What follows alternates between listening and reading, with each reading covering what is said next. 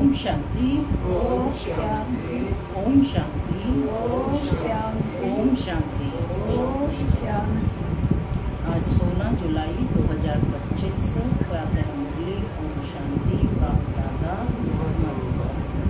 आज मीठी मधुर मुरली में बाबा ने हम सो हम के मंत्र का यथार्थ अर्थ समझाया है।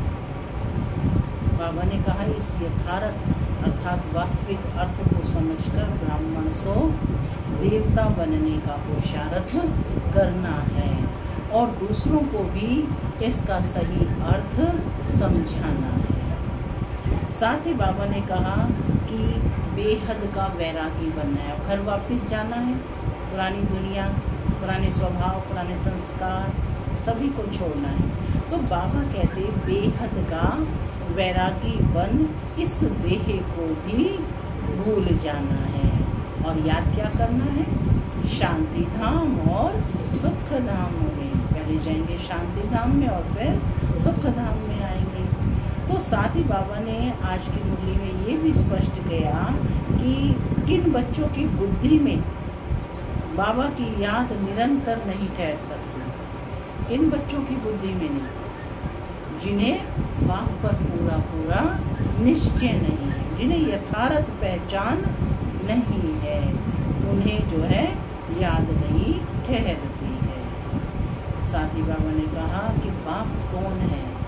सद्गति दाता है, जीवन मुक्ति दाता है। तो हम उसकी संतान हैं, तो कितना नशा पकुर रहना चाहिए, होना चाहिए। तो सुनते हैं आज के डायरेक्ट ईश्वरीय महावाक्य। ओम शांति। बाबा कहते मीठे बच्चे, जो सर्व की सद्गति करने वाला जीवन मुक्ति दाता है, वह आपका बाप बना है। तुम उनकी संतान हो तो कितना नशा रहना चाहिए। जो सर्व की सद्गति करने वाला है, जो सर्व की सद्गति करने वाला है, जीवन मुक्ति दाता है, वह आपका बाप बना है। तुम उनकी संतान हो तो कितना नशा रहना चाहिए।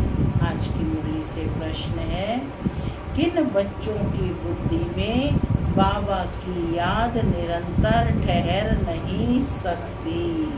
किन बच्चों की बुद्धि में बाबा की याद निरंतर ठहर नहीं सकती? किन बच्चों की बुद्धि में?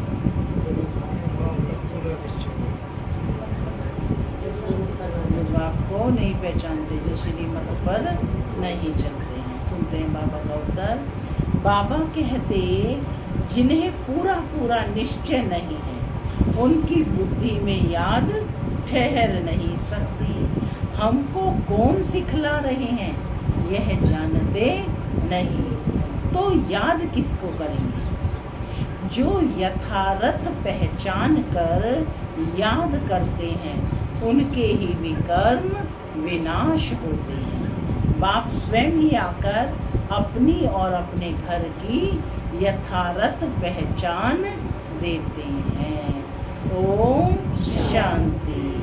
माना मैं शांत स्वरूप आत्मा हूँ, शांति मेरा स्वधर्म है। बाबा कहते मीठे बच्चे, अब घर वापस जाना है। ओम शांति। शिव भगवान वाच। अब ओम शांति का अर्थ तो सदैव बच्चों को याद होगा। सबको याद है ओम शांति का अर्थ। हम आत्मा है, हमारा घर है निर्वाण धाम व मूल वतन शांति धाम। बाकी भक्ति मार्ग में मनुष्य जो भी पुरुषार्थ करते हैं, उनको पता नहीं कहाँ जाना है, सुख किस में है, दुख किस में है, बाबा कहते कुछ भी पता नहीं। यज्ञ, तप, दान, पुण्य, तीर्थ आदि करते सीढ़ी नीचे उतरते ही आते हैं। अभी तुमको ज्ञान मिला है जो तो भक्ति बंद हो जाती है। घंटे, घड़ियाल आदि वह वातावरण सब बंद। अब इच्छा भी होती है? नहीं होती ना। नई दुनिया और पुरानी दुनिया में बहुत फर्क तो है ना। नई दुनिया है पावन दुनिया। तुम बच्चों की बुद्धि में है सुख धाम।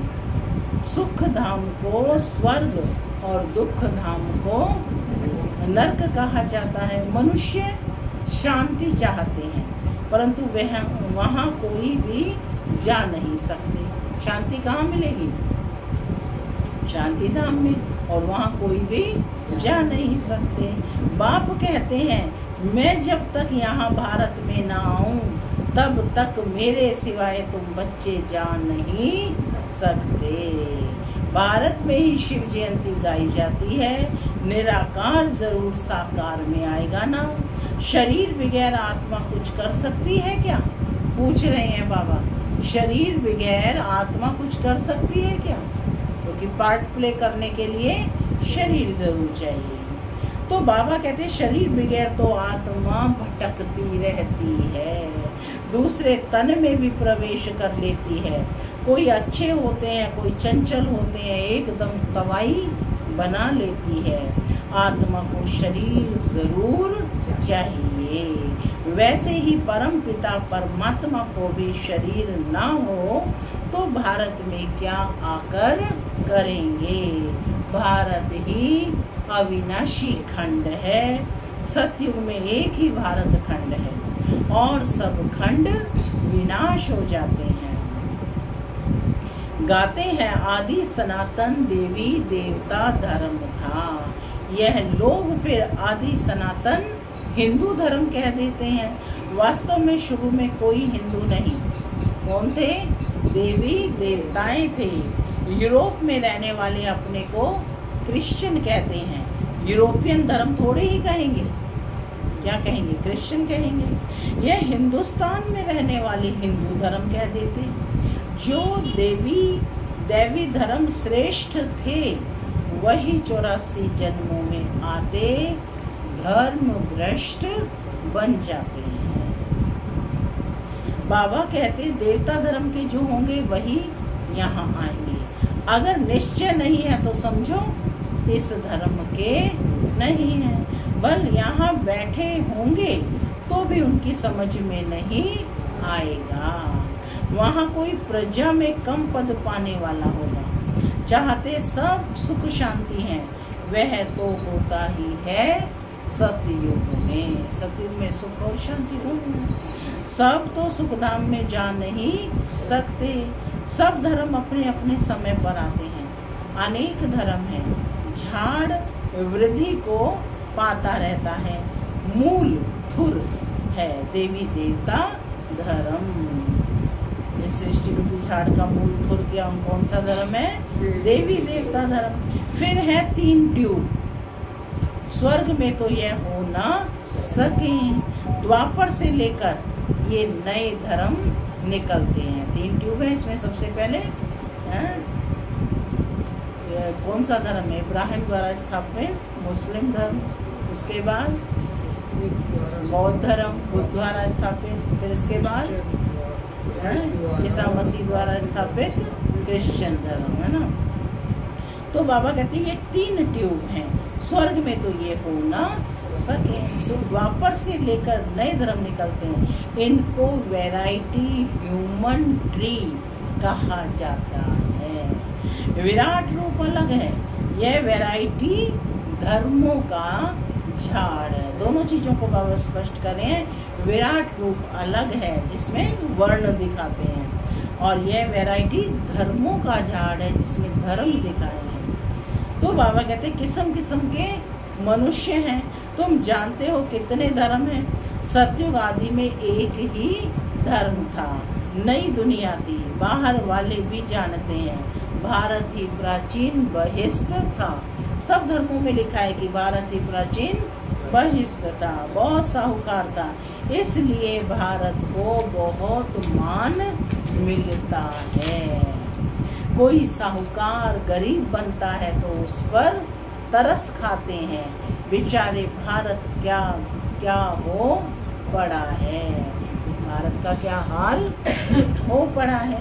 ये भी ड्रामा में पार्ट है। फिर भी बाबा निर्दोष दृष्टिकोण देते हैं कि किसी का कोई दोष नहीं है, यह भी ड्रामा में पार्ट है। कहते भी है सबसे जास्ती रहम दिल ईश्वर ही है और आते भी भारत में ही है। गरीबों पर जरूर साहूकार ही रहम करेंगे ना। बाप है बेहद का साहूकार। आज बाबा अपने को क्या कह रहे हैं? बेहद का साहूकार, ऊंच थे ऊंच बनाने वाला। तुम किसके बच्चे बने हो? तुम किसके बच्चे बने हो? बेहद के साहूकार के बच्चे बने हो। तो बाबा कहते वह भी नशा होना चाहिए। परम पिता परमात्मा शिव की हम संतान है, जिसको ही जीवन मुक्ति दाता सदगति दाता कहा जाता है। जीवन मुक्ति पहले पहले सतयुग में होती है, यहाँ तो है जीवन बंध। भक्ति मार्ग में पुकारते हैं बाबा बंधन से छुड़ाओ। काम क्रोध लोभ मोह अहंकार आदि बंधनों में बंधी है ना आत्मा। तो बाबा कहते अभी तुम पुकार नहीं सकते। ज्ञान मिला तो अब क्या कहते? पुकारते हैं अभी भी। तुम जानते हो बाप जो ज्ञान का सागर है, वही वर्ल्ड की हिस्ट्री ज्योग्राफी का सार समझा रहे हैं। नॉलेजफुल हैं। यह तो खुद कहते हैं मैं भगवान नहीं हूँ। कौन कह रहे हैं? अब देखो बीच ब्रह्मा बाबा कह रहे हैं कि मैं भगवान नहीं हूँ। तुम्हें तो देह से न्यारा देही अभिमानी बनना है। सारी दुनिया को अपने शरीर को भी भूलना है। यह भगवान है नहीं, इनको कहते ही हैं बाप दादा। बाप है ऊंच ते ऊंच, यह पतित पुराना तन है। महिमा सिर्फ एक की है, उनसे योग लगाना है तब ही पावन बनेंगे। बाबा कहते नहीं तो कभी पावन बन नहीं सकेंगे। और पिछाड़ी में हिसाब किताब चुकतू कर सजाएं खाकर घर चले जाएंगे। घर तो सभी जाएंगे ना। भक्ति मार्ग में हम सो हम का मंत्र सुनते आए हो। भक्ति मार्ग में कहते हैं ना हम सो हम आत्मा सो परम पिता परमात्मा सो हम आत्मा। बाबा कहते यही रॉन्ग मंत्र परमात्मा से विमुख करने वाला है।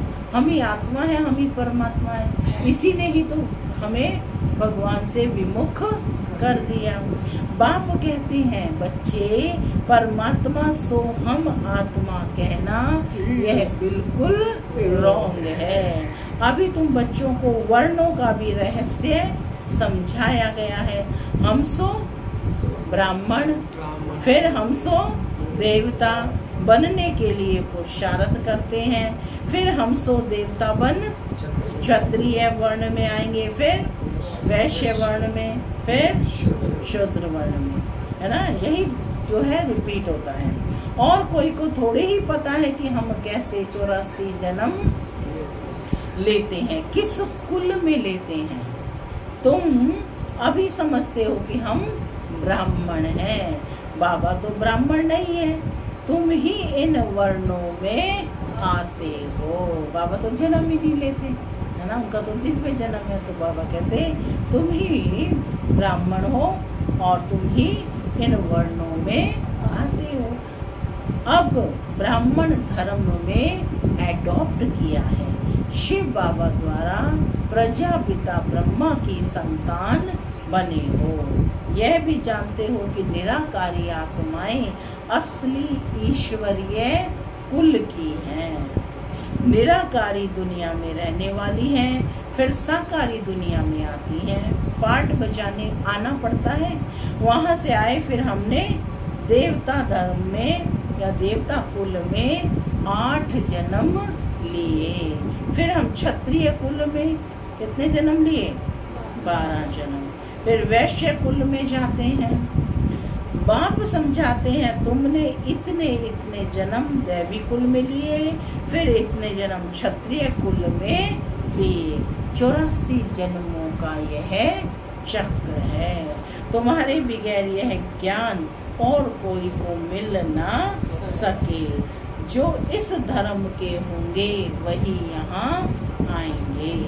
राजधानी स्थापन हो रही है, कोई राजा रानी, कोई प्रजा बनेंगे। Suryavanshi, Lakshmi Narayan, the first, second, third, इस तरह से 8 गद्दी चलती हैं। फिर क्षत्रिय धर्म में भी फर्स्ट, सेकंड, थर्ड ऐसे चलता है। यह सब बातें बाप बैठ बच्चों को समझाते हैं। ज्ञान सागर जब आते हैं तो भक्ति खलास हो जाती है। रात खत्म हो दिन होता है। वहाँ किसी भी प्रकार के धक्के नहीं होते, आराम ही आराम है, कोई हंगामा नहीं। यह भी ड्रामा बना हुआ है। भक्ति कल्ट में ही बाप आते हैं।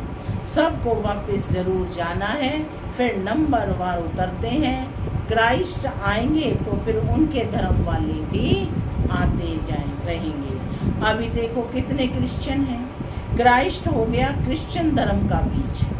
इस देवी देवता धर्म का बीज है परम पिता शिव परमात्मा। कौन है? परम पिता परमात्मा शिव। तुम्हारा धर्म स्थापन करते हैं परम पिता परमात्मा। तुमको ब्राह्मण धर्म में किसने लाया? विचारणीय प्रश्न है ना कि तुमको ब्राह्मण धर्म में किसने लाया? बाप ने एडॉप्ट किया तो उनसे छोटा ब्राह्मण धर्म हुआ। ब्राह्मणों की चोटी गाई जाती है, यह है निशानी। चोटी फिर नीचे आओ तो शरीर बढ़ता जाता है और चोटी तो छोटी सी होती है। यह सब बातें बाप ही बैठ समझाते हैं। जो बाप कल्याणकारी है वही आकर भारत का कल्याण करते हैं। सबसे अधिक कल्याण तो तुम बच्चों का ही करते हैं। तुम क्या से क्या बन जाते हो? तुम अमर लोक के मालिक बन जाते हो। अभी ही तुम काम पर विजय पाते हो। वहाँ अकाली मृत्यु होती नहीं, मरने की बात ही नहीं, वहाँ मृत्यु शब्द ही नहीं होता। बाकी चोला बदलेंगे ना। जैसे सर्प एक खाल उतार दूसरी लेते हैं, यहाँ भी तुम यह पुरानी खाल छोड़ नई दुनिया में नई खाल लेंगे। सतयुग को कहा जाता है गार्डन ऑफ फ्लावर्स, फूलों का बगीचा, गार्डन ऑफ फ्लावर्स। कभी कोई कुवचन वहाँ नहीं निकलता है। यहाँ तो है ही कुसंग, माया का संग है ना, इसलिए इनका नाम ही है रौरव नर्क। जगह पुरानी होती है तो म्यूनिसिपैलिटी वाले पहले से ही खाली करा देते हैं। बाप भी कहते हैं जब पुरानी दुनिया होती है तब हम आते हैं। ज्ञान से सद्गति हो जाती है, राजयोग सिखाया जाता है। भक्ति में तो कुछ भी नहीं है। हाँ, जैसे दान पुण्य करते हैं तो अल्पकाल के लिए सुख मिलता है। भक्ति में भी दान पुण्य करते हैं ना, तो बाबा कहते हैं अल्पकाल के लिए सुख मिलता है। राजाओं को भी सन्यासी लोग वैराग्य दिलाते हैं। यह तो कागविष्टा समान सुख है। कौन सी कहावत है ये? कागविष्टा समान सुख है, यानी अल्पकाल का, थोड़े समय का। अभी तुम बच्चों को बेहद का वैराग्य सिखाया जाता है। यह है पुरानी दुनिया। अब सुख धाम को याद करो, फिर वाया शांति धाम यहाँ आना है। दिलवाड़ा मंदिर में हुबहू तुम्हारा इस समय का यादगार है। नीचे तपस्या में बैठे हैं, ऊपर में है स्वर्ग, नहीं तो स्वर्ग कहाँ दिखाएं। मनुष्य मरते हैं तो कहेंगे स्वर्ग पधारा, स्वर्ग के को ऊपर में समझते हैं, परंतु ऊपर में बाबा कहते कुछ है नहीं। भारत ही स्वर्ग, भारत ही नर्क बनता है। यह मंदिर पूरा यादगार है। कौन सा मंदिर? दिलवाड़ा का मंदिर, सबने देखा है। यह मंदिर आदि सब बाद में बनते हैं। स्वर्ग में भक्ति होती नहीं, वहाँ तो सुख ही सुख है। बाप आकर के सब राज समझाते हैं और सब आत्माओं के नाम बदलते हैं, शिव का नाम नहीं बदलता। उनका अपना शरीर है नहीं, शरीर बगैर पढ़ाएंगे कैसे। प्रेरणा की तो कोई बात ही नहीं, प्रेरणा का अर्थ है विचार। ऐसे नहीं कि ऊपर से प्रेरणा करेंगे और पहुंच जाएंगे, इसमें प्रेरणा की कोई बात नहीं। जिन बच्चों को बाप की पूरी पहचान नहीं है, ध्यान से सुनेंगे फिर से, जिन बच्चों को बाप की पूरी पहचान नहीं है, पूरा निश्चय नहीं है, उनकी बुद्धि में याद भी ठहरेगी नहीं। हमको कौन सिखला रहे हैं वह जानते नहीं तो याद किसको करेंगे। बाप की याद से ही तुम्हारे विकर्म विनाश होंगे। जो जन्म जन्मांतर लिंग को ही याद करते हैं, समझते हैं ये परमात्मा है, उनका यह चिन्ह है, वह है निराकार, साकार नहीं है। बाप कहते हैं मुझे भी प्रकृति का आधार लेना पड़ता है। माने ब्रह्मा तन में आए तो माने प्रकृति 5 तत्वों से निर्मित शरीर को कहते हैं प्रकृति का आधार लेना पड़ता है, नहीं तो तुमको सृष्टि चक्र का राज कैसे समझाऊं। यह है रूहानी नॉलेज। कैसी नॉलेज दे रहे हैं बाबा? रूहानी नॉलेज, माने आत्मा और परमात्मा की नॉलेज दे रहे हैं। रूहानी नॉलेज, रूहों को ही यह नॉलेज मिलती है। यह नॉलेज एक बाप ही दे सकते हैं। पुनर्जन्म तो लेना ही है, सब एक्टर्स को पार्ट मिला हुआ है। निर्वाण में कोई भी जा नहीं सकता, मोक्ष को पा नहीं सकते। तो जो नंबर 1 विश्व के मालिक बनते हैं वही 84 जन्मों में आते हैं। चक्र बाबा कहते जरूर लगाना है। मनुष्य समझते हैं मोक्ष मिलता है, कितने मतांतर हैं, वृद्धि को पाते ही रहते हैं, वापिस कोई भी जाते नहीं। वहाँ भी 84 जन्मों की कहानी बैठ बताते हैं। तुम बच्चों को बैठकर फिर बाबा कहते पढ़कर फिर पढ़ाना है। पहले खुद पढ़ना है फिर औरों को। तुम बच्चों को पढ़कर फिर पढ़ाना है। यह रूहानी नॉलेज तुम्हारे सिवाय और कोई दे ना सके, ना शूद्र ना देवताएं दे सकते हैं। सतयुग में दुर्गति होती नहीं जो नॉलेज मिले। यह नॉलेज है ही सदगति के लिए। दुर्गति तो कलयुग में है ना, तो बाबा कहते हैं नॉलेज है ही सदगति के लिए। सदगति दाता, लिबरेटर, गाइड एक ही है।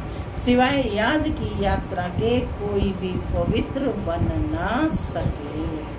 सजाएं जरूर खानी पड़ेंगी, पद भी भ्रष्ट हो जाएगा। सबका हिसाब किताब चुकतो हो तो होना है ना। तुमको तुम्हारी ही बात समझाते हैं और धर्मों में जाने की क्या पड़ी है। बाबा कहते हैं और धर्मों में जाने की क्या पड़ी है। भारतवासियों को ही यह नॉलेज मिलती है। बाप भी भारत में ही आकर 3 धर्म स्थापन करते हैं। अभी तुमको शुद्र धर्म से निकाल ऊंच कुल में ले जाते हैं। कौन सा है सबसे ऊंच कुल? आदि सनातन ऊंच है। सबसे ऊंच कुल कौन सा है?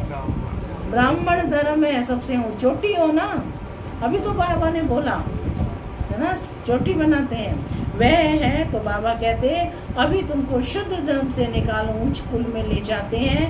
वह है ही नीचे वह है नीच पतित कुल अब पावन बनाने के लिए तुम ब्राह्मण निमित्त बनते हो। इनको रुद्र ज्ञान यज्ञ कहा जाता है। रुद्र शिव बाबा ने यज्ञ रचा है। इस बेहद के यज्ञ में सारी पुरानी दुनिया की आहुति पड़नी है, फिर नई दुनिया स्थापन हो जाएगी, पुरानी दुनिया खत्म होनी है। तुम यह नॉलेज लेते ही हो नई दुनिया के लिए। देवताओं की परछाई पुरानी दुनिया में नहीं पड़ती। तुम बच्चे जानते हो कि कल्प पहले जो आए होंगे वही आकर यह नॉलेज लेंगे। नंबर वार पुरुषार्थ अनुसार पढ़ाई पढ़ेंगे। मनुष्य यहाँ ही शांति चाहते हैं। अब आत्मा तो है ही शांति धाम की रहने वाली, बाकी यहाँ शांति कैसे हो सकती है। इस समय तो घर घर में अशांति है, रावण राज्य है ना। सतयुग में बिल्कुल ही शांति का राज्य होता है। एक धर्म एक भाषा होती है। क्या कहा बाबा ने? एक धर्म एक भाषा होती है। अच्छा, मीठे मीठे सिक्की लदे बच्चों प्रति माता पिता बाप दादा का याद प्यार और गुड मॉर्निंग। रूहानी बाप की रूहानी बच्चों को नमस्ते। हम रूहानी बच्चों की रूहानी माता पिता बाप दादा को प्यार गुड मॉर्निंग और नमस्ते। नमस्ते सदा रहो, हंसते बनो, धारणा के लिए मुख्य सार। पहला, इस पुरानी दुनिया से बेहद का वैरागी बन अपनी देह को भी भूल शांति धाम और सुख धाम को याद करना है। निश्चय बुद्धि बन याद की यात्रा में रहना है। दूसरा पॉइंट है, हम सो हम के मंत्र को यथार्थ समझकर अब ब्राह्मण सो देवता बनने का पुरुषार्थ करना है। सभी को इसका यथार्थ अर्थ समझाना है। आज का वरदान है, अंतर्मुखता के अभ्यास द्वारा अलौकिक भाषा को समझने वाले सदा सफलता संपन्न भव। जितना जितना आप बच्चे अंतर्मुखी स्वीट साइलेंस स्वरूप में स्थित होते जाएंगे, उतना नैनो की भाषा, भावना की भाषा और संकल्प की भाषा को सहज समझते जाएंगे। यह 3 प्रकार की भाषा रूहानी योगी जीवन की भाषा है। यह अलौकिक भाषाएं बहुत शक्तिशाली हैं। समय प्रमाण इन 3 भाषाओं द्वारा ही सहज सफलता प्राप्त होगी।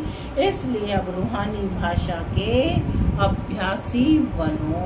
स्लोगन है, आप इतने हल्के बन जाओ जो बाप आपको अपनी पलकों पर बिठाकर साथ ले जाए।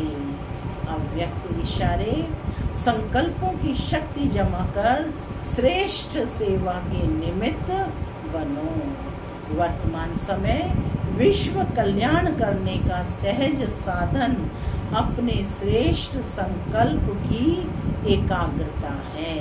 इससे ही सर्व आत्माओं की भटकती हुई बुद्धि को एकाग्र कर सकेंगे। विश्व की सर्व आत्माएं विशेष यही चाहना रखती हैं कि भटकी हुई बुद्धि एकाग्र हो जाए व मन चंचलता से एकाग्र हो जाए। इसके लिए एकाग्रता अर्थात सदा एक बाप दूसरा ना कोई, इस स्मृति से एक रस स्थिति में स्थित होने का विशेष अभ्यास करो। ओम शांति।